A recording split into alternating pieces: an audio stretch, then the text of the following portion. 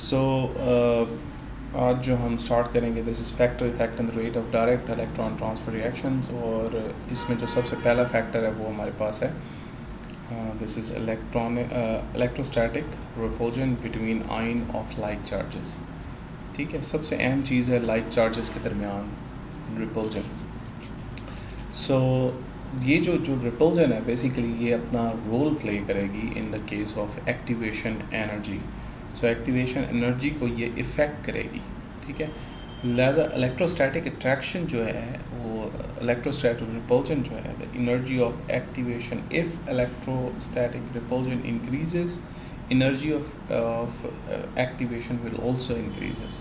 तो increase in activation energy rate of reaction को या rate of electron exchange reaction या रेट ऑफ इलेक्ट्रॉन ट्रांसफ़र जो है उसको स्लो डाउन कर देगा। ठीक है, उसके रेट को क्या करेगा, डिक्रीज़ करेगा। सो ये रिपल्जन बिटवीन लाइक चार्जेस के दरमियान ये इफ़ेक्ट होगा। सेकेंड है identity and concentration of cations present in the solution. So हम ये कहते हैं कि इन सेवरल केसेस जो रेट कांस्टेंट है फॉर इलेक्ट्रॉन ट्रांसफर रिएक्शन वो identity and concentration of cations पर डिपेंड करता है। यानी आपके जो रेट कांस्टेंट है उसकी वैल्यू डिपेंड करेगी कि सॉल्यूशन के अंदर जो कंसंट्रेशन ऑफ कैटाइन है और उनकी जो आइडेंटिटी है वो क्या है। सो अगर आप कैटाइन कंसंट्रेशन को इंक्रीज़ करते हैं तो that also increases the rate of the reaction, but certain cations are particularly effective. कुछ ज़्यादा इफ़ेक्टिव हैं, कुछ कम इफ़ेक्टिव हैं, कुछ बहुत इफ़ेक्टिव हैं। ठीक है, सो हम जनरली ये कहते हैं कि जो फॉर्मेशन ऑफ आयन पेयर्स है वो डिक्रीज़ करता है electrostatic contribution to the electro activation energy. So जो आयन पेयरिंग स्टार्ट हो जाएगी, फॉर एग्जांपल अगर आपके पास कैटाइन और एनाइन दोनों सॉल्यूशन के अंदर मौजूद हैं तो ये आपको पता होना चाहिए कि जब वो पेयरिंग स्टार्ट करेंगे तो definitely repulsion between like charges decrease होगी, and that is why activation energy भी डिक्रीज़ होगी और रेट ऑफ रिएक्शन फास्ट हो जाएगा। नंबर 3 है कंडक्टिविटी ऑफ द लिगेंड। अब जो कॉम्प्लेक्स आयंस हैं that have a ligand of higher conductivity. ठीक है, जब किसी कॉम्प्लेक्स के अंदर हायर कंडक्टिविटी वाला लिगेंड मौजूद हो तो इलेक्ट्रॉन एक्सचेंज रिएक्शन जो है वो रैपिड होगा।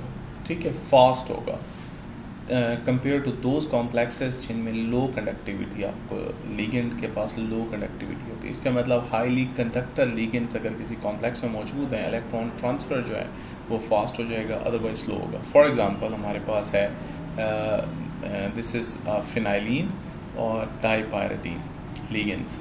ठीक है, ये diphenylene ligands these ligands have a high conductivity compare to ammonia and ethylene diamine. लिहाजा इन दो कॉम्प्लेक्सेस के दरमियान अगर आप आयन एक्सचेंज जो है इलेक्ट्रॉन एक्सचेंज है वो अगर देखा जाए तो that is much more rapid compare to ammonia ligands. Ammonia ऐसे कॉम्प्लेक्सेस जिनमें अमोनिया लिगेंड मौजूद है। Reason behind that again conductivity. अच्छा, उसके बाद है रीऑर्गेनाइजेशन एनर्जी। अब हमारे पास है MnO4 negative and MnO4 negative 2। अब ये आपको ये पता है कि इनमें बॉन्ड लेंथ जो है वो डिफरेंट है दोनों केसेस में, एंड देयर एक्टिवेटेड कॉम्प्लेक्स जो है for exchange between these must involve the stretched MO bond in MnO4 negative. ठीक है, सो इनकी जो बॉन्ड लेंथ है वो डिफरेंट है, लिहाजा जो एक्टिवेटेड कॉम्प्लेक्स हैं उनमें जो एक्सचेंज है for exchange between their bond length different है। ठीक है, दैट्स वाई उनका जो रेट ऑफ रिएक्शन है वो डिफरेंट होगा, in rate of electron transfer reaction होगा डिफरेंट होगा। जनरली स्लो और रिएक्शन आप एक्सपेक्ट कर सकते हैं। ठीक है, when the oxidant and the reductant have a different bond lengths, geometries and solvation shells. तो ये तीन चीज़ें हैं, bond length, geometry and solvation. इनका जो रेट ऑफ रिएक्शन है वो स्लो होगा अगर ऑक्सीडेंट एंड रिडक्टेंट की के दरमियान डिफरेंस है इन तीनों चीज़ों में से, ठीक है। Generally for octahedral complexes, जो bond lengths हैं are changed more drastically than Eg electrons are involved in a transfer compared to T2G electrons in the d orbital. Number 5 है free energy change of reaction. Free energy change of reaction जो है that also affects the rate of outer sphere reactions.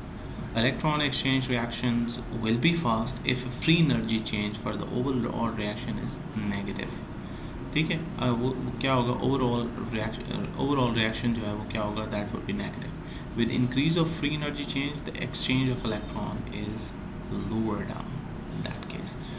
तो free energy change of the reaction जो है वो भी इसमें क्या करता है, रोल प्ले करता है.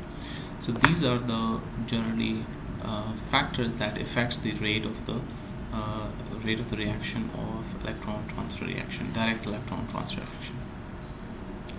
Now there are two electron transfer reactions. In the previous section हम पढ़ रहे थे कि one electron transfer reaction और में क्या होता है, और फिर हमारे पास ये है, यहाँ पे क्या है, this is two electron transfer reaction में क्या होगा. So single electron transfer different चीज़ है. Two electron transfer जो है from oxidant and reductant, this is called as two electron transfer reaction. जैसे reductant और ऑक्सीडेंट में दो इलेक्ट्रॉन ट्रांसफ़र की एक एग्जांपल ये है. This is titanium plus and titanium plus 3. ये दो इलेक्ट्रॉन इसे दे देता है, ये 3 और ये 2 में कन्वर्ट हो जाता है. इसी तरह प्लाटिनम प्लस 2 और प्लाटिनम प्लस 4 में ऐसा होता है. इसी तरह टिन प्लस 2 और मर्करी प्लस 2 में ऐसा होता है. ठीक है, ये सारे के सारे क्या हैं, 2 इलेक्ट्रॉन ट्रांसफ़र रिएक्शंस की एग्जांपल है. अब हम नेक्स्ट आते हैं complementary and non-complementary electron transfer reactions. तो जब हम complementary और non-complementary की बात कहते हैं तो हमें ये चीज़ पता होनी चाहिए कि हम ये जानते हैं कि electron transfer reactions जो होते हैं या electron transfer reactions में electrons जो होते हैं वो transfer होते हैं from oxidant. तो लिहाजा इसका मतलब reductant electron lose कर रहा है, oxidant electron gain कर रहा है. जो electron transfer जिसमें number of electron lost by the reductant is equal to the number of electron gained by the reactant is called complementary electron transfer. ठीक है, और अगर ऐसा नहीं होगा, गेन लूज ज़्यादा हो रहा है, गेन कम हो रहा है, ये दोनों में डिफरेंस है, तो फिर नॉन कॉम्प्लीमेंट्री की बात आएगी. सो कॉम्प्लीमेंट्री इलेक्ट्रॉन ट्रांसफ़र की जो एग्जांपल है उसमें हम बात करते हैं, जैसे ये है, this is oxidant, this is reductant. इसमें +2 इसकी ऑक्सीडेशन स्टेट +3 है, तो 10 जो है वो 2 इलेक्ट्रॉन इसको ट्रांसफ़र कर देगा, 4 हो जाएगा और टाइटेनियम +1 हो जाएगा. तो आपके पास जो आप कहते हैं कि जितने लूज़ हो रहे हैं उतने गेन हो रहे हैं. Same is the example 10 mercury, जितने लूज़ हो रहे हैं उतने गेन हो रहे हैं. अब इसमें केस में अगर आप देखो तो उसमें हो ये रहा है कि रिडक्टेंट की ऑक्सीडेशन स्टेट 2 यूनिट इंक्रीज़ हुई है और ऑक्सीडेंट की ऑक्सीडेशन स्टेट 2 यूनिट डिक्रीज़ हुई है. In second reaction oxidation state 2 unit increase हुई है और मरकरी की ऑक्सीडेशन स्टेट 2 यूनिट डिक्रीज़ हुई है. सो ऐसे रिएक्शंस को हम कम्प्लीमेंट्री कह रहे हैं. इलेक्ट्रॉन ट्रांसफ़र रिएक्शन जिसमें अगर number of electrons lost by the reductant और number of electrons gain by oxidant जो है इनमें डिफरेंस हो, यानी जितने लूज़ हो रहे हैं उतने गेन ना हो रहे हो, या जितने लूज़ हो रहे हैं उससे ज़्यादा गेन हो रहे हो, तो इसका मतलब non complementary electron transfer reaction. ठीक है, non complementary electron transfer reaction जो होते हैं इनमें रिडक्टेंट और ऑक्सीडेशन स्टेट में डिफरेंस आता है. For example look at this is a reductant, this is an oxidant. as a result of this ये Fe+3 हुआ है, ये टाइटेनियम +1 हुआ है. सो इन दिस रिएक्शन जो Fe+2 है उसकी ऑक्सीडेशन स्टेट जो है वो 1 यूनिट इंक्रीज हुई है, जबकि रिडक्टेंट की ऑक्सीडेशन स्टेट जो है वो डिक्रीज हुई है बाय 2 यूनिट. तो 1 unit increase, 2 unit decrease. So it means कि ये इक्वल नहीं है, लॉस एंड गेन इक्वल नहीं है. ठीक है, तो उसके लिए ज़्यादा आपको स्टोकियोमेट्रिक रेशियो चेंज करनी पड़ती है. Look at this here as another example. ये एक लूज़ कर रहा है और ये एक जो है वो गेन कर रहा है. In this state this is reactive intermediate. In the next step ये फिर एक लूज़ कर रहा है. ठीक है, ये वाला जो ये बेसिकली इस स्पीशी की बात हो रही है. ये फिर दूसरा आयरन ये लूज़ कर रहा है, फिर ये गेन कर रहा है, and that is coming down. तो इसकी ऑक्सीडेशन स्टेट से 1 पे आ गई। This is a reactive intermediate, ठीक है। तो ये और ये कैंसिल हो गया, सम अप करें 2 आयरन 1 टाइटेनियम गेम्स 2 Fe3 और 1 टाइटेनियम प्लस। तो it means these are the reactions जो हमें क्या करते हैं, डिफरेंट